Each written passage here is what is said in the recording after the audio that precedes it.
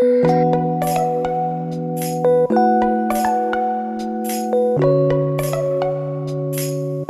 Friends, હું દયા પટેલ તમારું એમડી સ્પેશિયલ રેસીપીમાં તમારું સ્વાગત કરું છું। આજે આપણે બનાવીશું બ્રેડ પકોડા।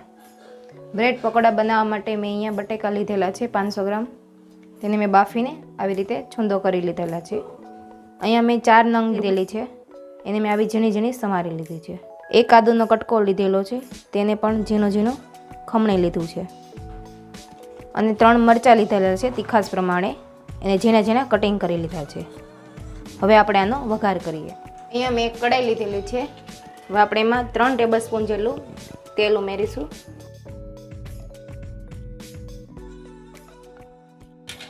અહીંયા આપણું તેલ ગરમ થઈ ગયું છે, એમાં અડધી ચમચ જેટલી આપણે રાઈ એડ કરીશું।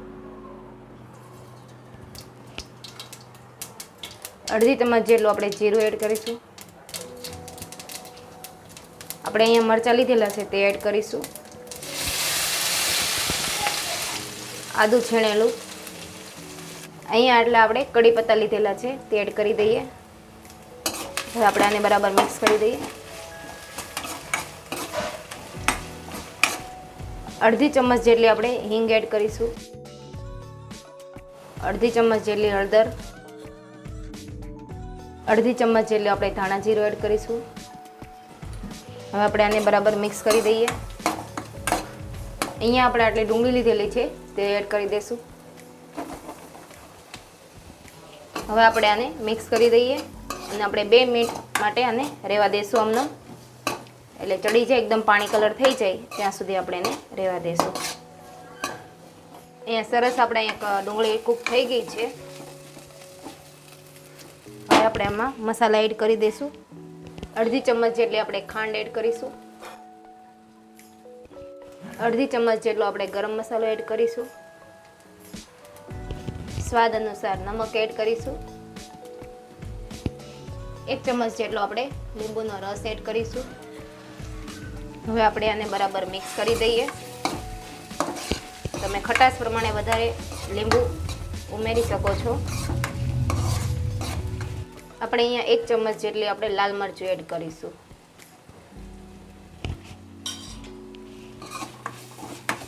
તો અહીંયા આપણી ડુંગળી કૂક થઈ ગઈ છે અને બસ બધા મસાલા એડ થઈ ગયા છે। તો હવે આપણે અહીંયા બટેકા છે છૂંદેલા તે એડ કરી દઈએ। હવે આપણે આને મિક્સ કરી દઈએ। ગેસની ફ્લેમ આપણે ધીમી રાખીશું, જેથી કરીને આ મસાલો નીચે બેસી ન જાય। તો અહીંયા તૈયાર છે આપણો બ્રેડ પકોડાનો મસાલો। હવે આપણે આને સાઈડ પર મૂકી દઈશું 5 મિનિટ માટે ઠંડો થવા। ત્યાં સુધીમાં આપણે આનો બ્રેડ પકોડાનો લોટ ડોઈ લઈએ। હવે આપણે અહીંયા લોટ ડોવા માટે અહીંયા 1 ચમચો આપણે ચણાનો લોટ લીધેલો છે।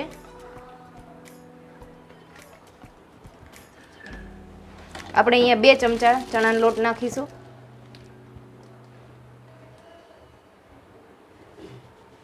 જેટલો આપણે ચણાનો લોટ નાખીએ એટલો સામો આપણે મેંદાનો લોટ નાખીશું।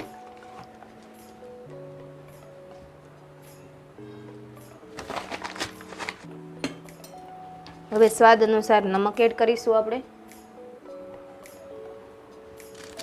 અડધી ચમચ જેટલી આપણે હળદર એડ કરીશું।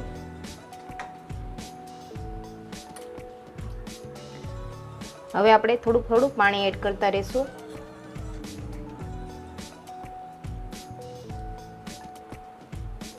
મેં અહીંયા અડધો ગ્લાસ જેટલું પાણી એડ કરેલું છે। જો વધારે જોઈએ તો આપણે એડ કરીશું।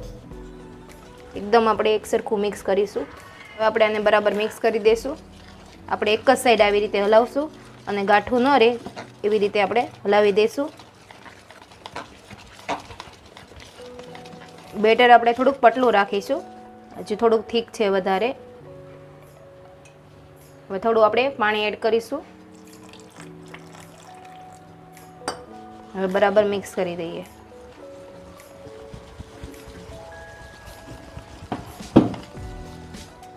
મેંદાનો લોટ નાખવાથી આપણા બ્રેડ પકોડા છે તે ક્રિસ્પી થશે, એટલા માટે આપણે અહીંયા મેંદાનો લોટ નાખેલો છે અને તેલ પણ નહીં પીવે।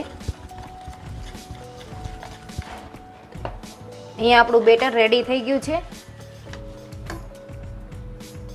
અહીંયા આપણું સરસ બેટર રેડી થઈ ગયું છે, એકદમ પતલું બેટર રાખેલું છે આપણે. બસ આપણે આટલું બેટર પતલું રાખીશું. અહીંયા તો આપણું બેટર રેડી થઈ ગયું છે. તો હવે આપણે બ્રેડમાં મસાલો લગાવી લઈએ. અહીંયા આપણે બ્રેડ લીધેલી છે.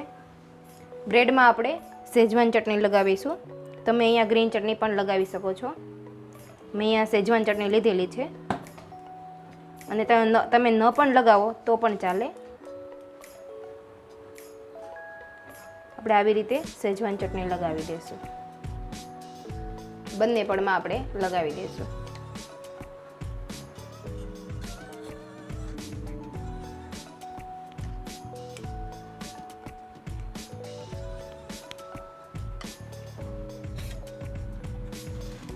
હવે આપણે એમાં બ્રેડ પકોડાનો જે મસાલો બનાવેલો છે તે આપણે આવી રીતે લગાવી દઈશું. એકદમ આપણે પતલો લગાવીશું.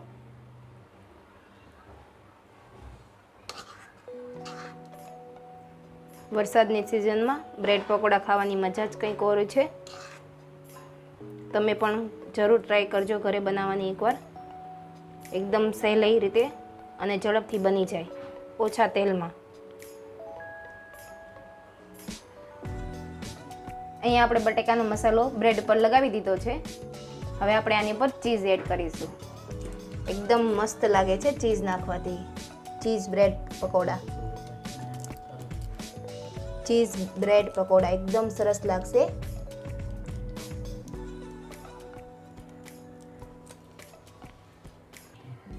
હવે આપણે આને આવી રીતે ઢાંકી દઈશું. આવી જ રીતે આપણે બધી બ્રેડ ભરી લેશું. આપણે આને હવે આવી રીતે ક્રોસમાં કટિંગ કરી લઈશું. મેં અહીંયા કટર લીધેલું છે કટિંગ કરવા માટે. તમે અહીંયા ચપ્પુ પણ યુઝ કરી શકો છો. એકદમ આપણે હળવા હાથે આવી રીતે કટિંગ કરવાનું છે. એકદમ સરસ આપણી બ્રેડ કટિંગ થઈ જશે.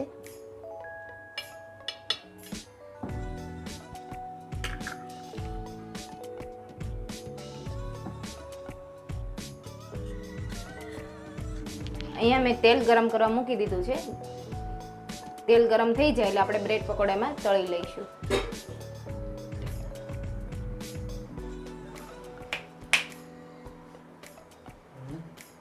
બ્રેડ પકોડાને આપણે આવી રીતે લોટ લગાવી દઈશું.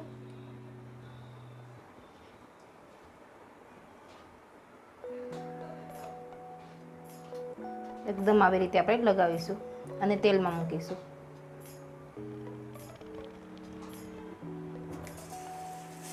એકદમ સરસ આપણો લોટ ચડશે.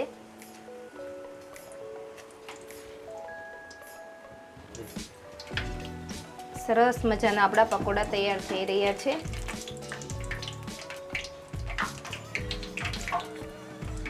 બંને બાજુ આપણે આવી રીતે ફેરવતા રહીશું એટલે એકદમ આપણા ક્રિસ્પી બાર જેવા, બાર લારીએ મળે એવા જ આપણા પકોડા તૈયાર થઈ જશે.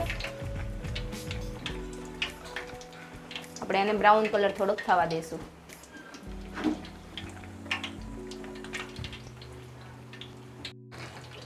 તો અહીંયા આપણા બ્રેડ પકોડા સરસ મજાના તૈયાર થઈ ગયા છે, એકદમ ક્રિસ્પી.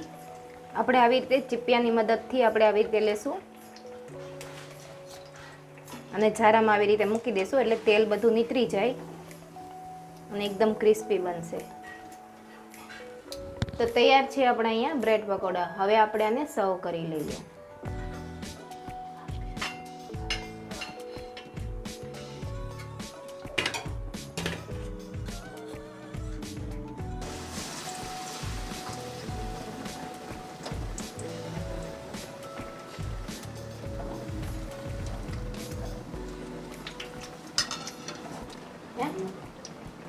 તો આપણે અહીંયા બ્રેડ પકોડાને સર્વ કરી લીધા છે. એકદમ આપણા સરસ અને ક્રિસ્પી બ્રેડ પકોડા બન્યા છે અને તેલ પણ નથી પીધેલું. વરસાદની સિઝનમાં બ્રેડ પકોડા ખાવાની મજા હોય છે. જો મિત્રો તમને મારી રેસીપી પસંદ આવે તો લાઈક કરજો, શેર કરજો અને અમારી ચેનલને સબસ્ક્રાઈબ કરજો અને કમેન્ટમાં જરૂર જણાવજો કે તમને અમારી રેસીપી કેવી લાગી. અને બેલ બટન પર ક્લિક કરજો. અવનવી વાનગીઓ જોવા માટે બેલ બટન પર ક્લિક કરજો. Thank you so much.